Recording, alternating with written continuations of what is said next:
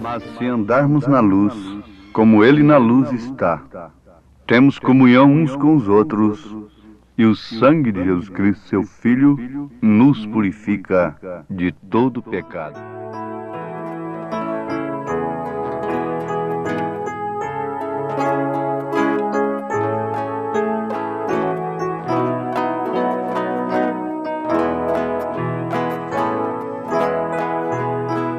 O sangue que Cristo verteu por mim lá no Calvário, o sangue que cada dia nos dá força e valor, nunca, nunca perderá seu poder. O sangue que cada dia nos dá força e valor, nunca, nunca perderá seu poder. Alcança os montes mais altos e flui dos vales mais baixos. O sangue que cada dia nos dá força e valor, nunca, nunca perderá seu poder.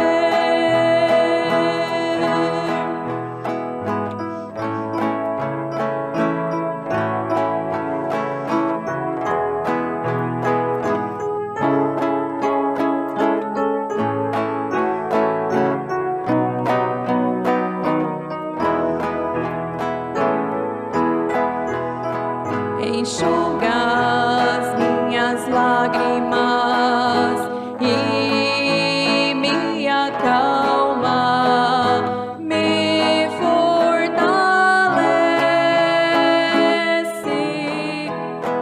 O sangue que cada dia nos dá força e valor, nunca, nunca perderá seu poder. O sangue que cada dia nos dá força e valor, nunca, nunca perderá seu poder.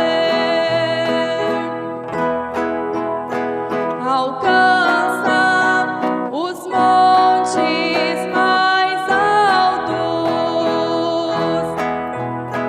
e flui dos vales mais baixos.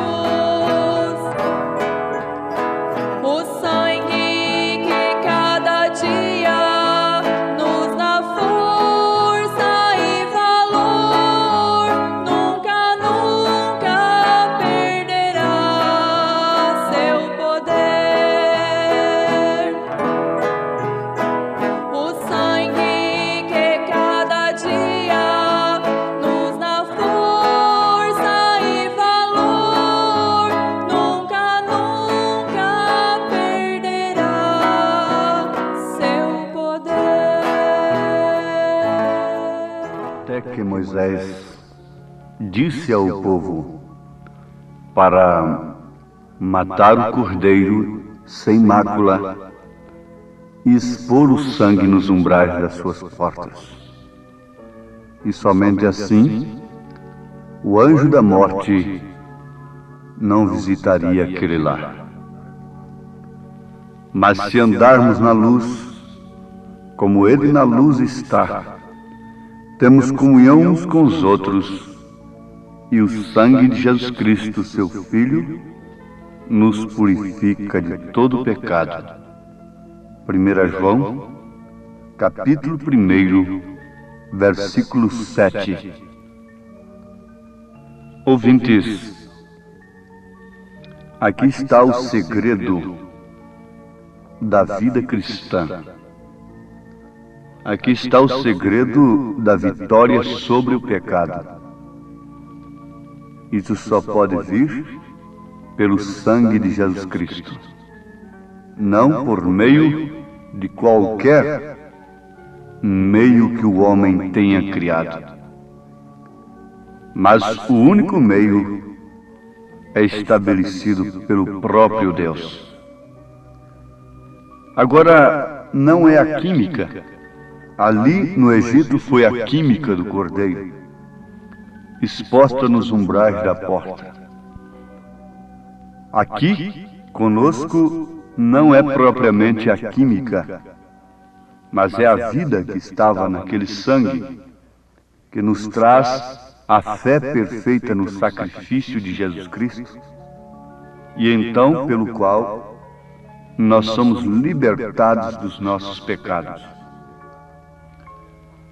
Os pecados nos condenam a consciência, nos condenam a alma, e se morrermos no pecado, viveremos num pesadelo, na quinta dimensão, aguardando o dia do juízo, quando depois seremos condenados, lançados no lago de fogo. Desde que o pecado condena a alma, a consciência, então, o que vem a acontecer quando o homem deposita pelo Espírito Santo fé perfeita no sacrifício de Jesus? Todo peso, todo pecado é desfeito na sua consciência, na sua alma. E desde então, a sua alma, bem como a sua consciência, não aceita mais aquilo que contraria a palavra de Deus. E por isso, aquele homem passa a viver como cristão, se é que a sua fé no sacrifício de Jesus foi inspirada pelo próprio Espírito Santo. Então, que ele tenha sido o homem mais perdido do mundo. Ele anda de frontes erguidas. Olhando para trás, ele vê não a sua vida pregressa, a sua vida de pecado, mas sim o sacrifício de Jesus. Olhando no presente, ele vê Cristo em si sofrendo, enfrentando o demônio através da palavra. Olhando para o futuro, ele enxerga todas as promessas do Senhor, além da cortina do tempo, além deste horizonte terreno, da visão terrena, ele contempla as bodas do Cordeiro e logo o milênio cheio de glória. Isso é a terra prometida, e somente pelo sangue nós podemos sair com vida. Foi assim lá com Israel no Egito. Caso contrário, seremos soterrados com o faraó do século, com o mundo, com o pecado. Então aí está, quando a igreja deverá ser completamente liberta. É quando o Espírito de Deus vem e vivifica e leva essa igreja que somos nós a andarmos na luz como Ele, Jesus, na luz está. Temos comunhão uns com os outros porque estamos todos na luz. E o sangue de Jesus Cristo, seu Filho, nos purifica de todo pecado. Para começar, o sangue de Jesus Cristo só pode purificar o pecado do homem que vem para a luz, que está na luz. Essa luz é a palavra de Deus, que reflete no coração do homem pelo Espírito Santo. Fique sabendo que nenhuma obra de Cristo pode ser realizada na igreja a não ser pelo Espírito Santo.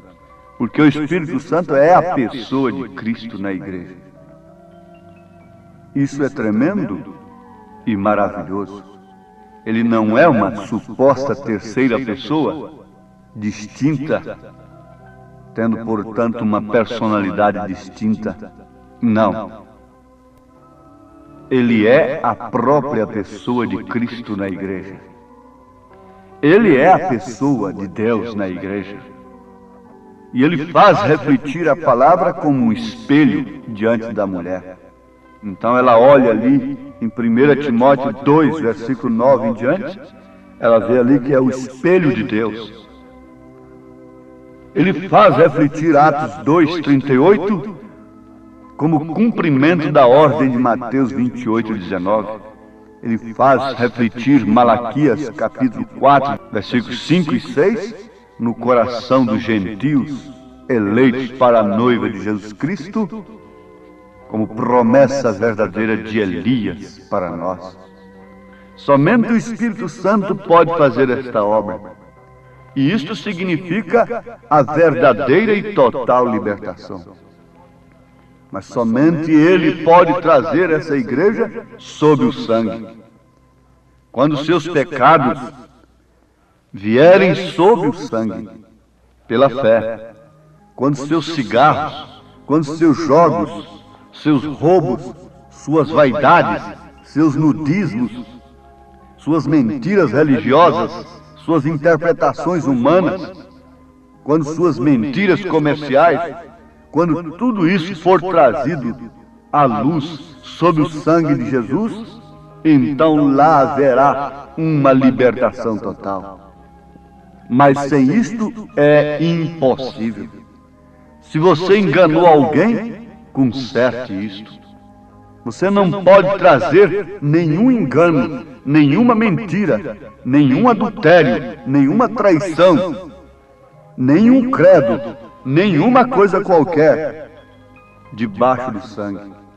Você não pode continuar com estas coisas e dizendo que está coberto pelo sangue de Jesus Cristo. Não, não. Se de fato você vem trazendo estas coisas com arrependimento verdadeiro e com luz do Espírito Santo na sua alma, aquilo não permanece. O sangue de Jesus Cristo nos purifica de todo pecado. Agora isso se processa através de 3 manifestações verdadeiras da vida cristã. Ninguém pode estar debaixo do sangue de Jesus Cristo sem arrependimento de pecados.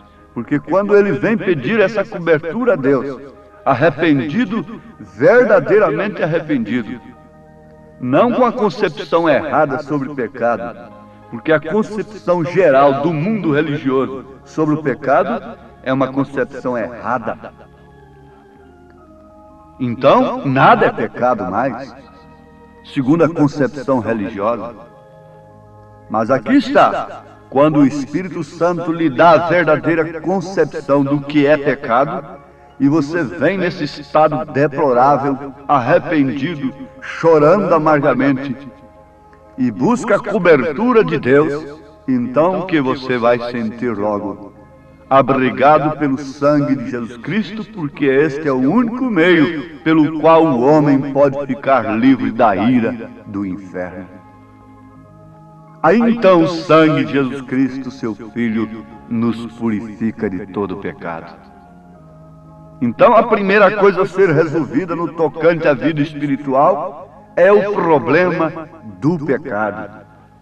Porque ele é o obstáculo que, enquanto permanece na alma, faz separação entre o homem e Deus. Vejam o que diz Isaías, no capítulo 59 de seu livro, versículo 2.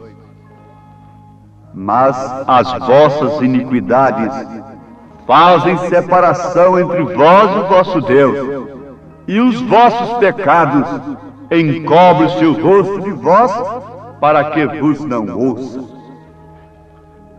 Quando o homem pensa em liberdade, deveria pensar em primeiro lugar nesta liberdade de sua alma, se safar de todos os pecados, de toda iniquidade, para que então ele pudesse a gozar da presença de Deus. Quando o pecado é abolido sob uma verdadeira confissão, sob a base do sangue de Jesus Cristo, a mão do Senhor não fica encolhida para aquele homem. O seu ouvido não está agravado, porque a sua mão não está encolhida, o seu ouvido não está agravado para que não possa nos ouvir. Sim, amados, a Bíblia diz, em 1 João capítulo 1, versículo 9, se confessarmos os nossos pecados, Ele é fiel e justo para nos perdoar os pecados e nos purificar de toda injustiça. O pecado poderá ter descido às profundezas da alma, mas mesmo assim o sangue de Jesus pode extirpá-lo dali, purificando completamente o coração, porque a palavra afirma: o sangue de Jesus Cristo, seu Filho, nos purifica de todo pecado. Sim, aí está a coisa. Não é um suposto purgatório, não é uma suposta reencarnação, e nem tampouco o credo de uma organização, quer seja ela chamada evangélica ou não, que possa te garantir a vida eterna, a salvação. O meio provido por Deus não pode ser substituído por meios providos pelos homens. Isto é engano, isso não é verdade, e se não é verdade, é mentira, e se é mentira, está com Satanás e não com Deus. Mas quando esta verdade bíblica é conhecida, vejam isso, conhecida é o que o povo mais precisa conhecer na presente época. Quando esta verdade bíblica é conhecida, depois crida e logo recebida, vejam, conhecida, crida e recebida. Que resultado traz isto ao homem? O resultado é a paz do perdão. É a paz do perdão. O que disse São Paulo aos Romanos, capítulo 5, versículo 1? Justificados, pois, mediante a fé, temos paz com Deus por meio de nosso Senhor Jesus Cristo. Sim, meus amados, aí está o segredo da grande vitória.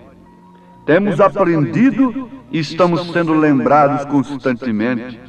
A maior vitória de Davi não foi sobre o Golias, não foi sobre o leão, não foi sobre o urso, mas sim sobre o pecado.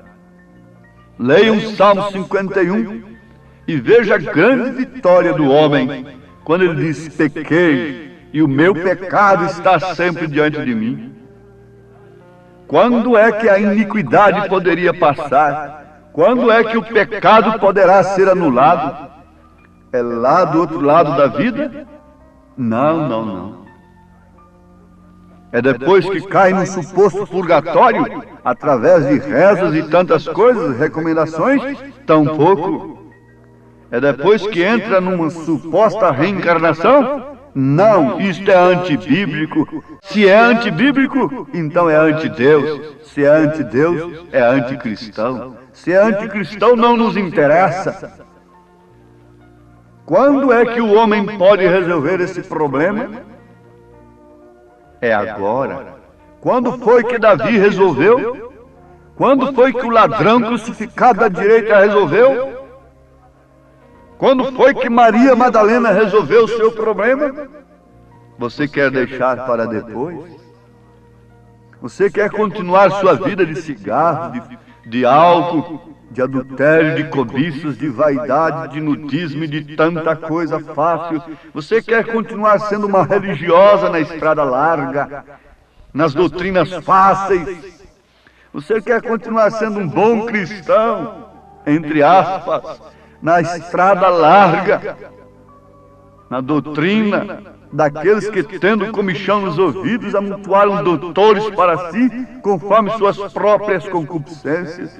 Mas fique sabendo, não é aquela mulher declaradamente perdida de vida oficial que vai sofrer uma grande decepção no juízo.